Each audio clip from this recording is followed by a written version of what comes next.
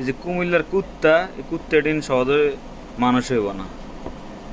এগুলা মানুষের ভালো মন্দ বুঝে না। তোরা তোকে আন্দোলন করবি, আমরা আমগা আন্দোলন করবো।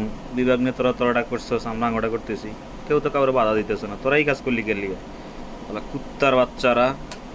আজকে নোয়াখালী থেকে আমার আন্টিরা এই আসতেছে। আমি ডাক্তারের সিরিয়াল দিয়েছি সন্ধ্যা 7টা বাজে। ওনারা 2টা বাজে বাড়ি থেকে 1টার দিকে বের হয়েছে।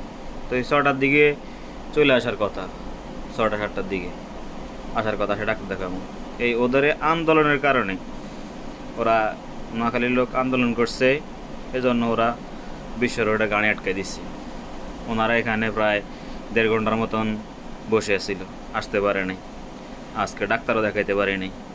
তো এই যে রুগী, বিভিন্ন গাড়ি, বিভিন্ন পণ্য নিয়ে আসতেছে, এই যেগুলো যে আটকে, এটা কি ঠিক হয়েছে? ওরা তো কুকুরে পরিচয় দিছে। ওরা ওরা তো মানুষ না, অমানুষ।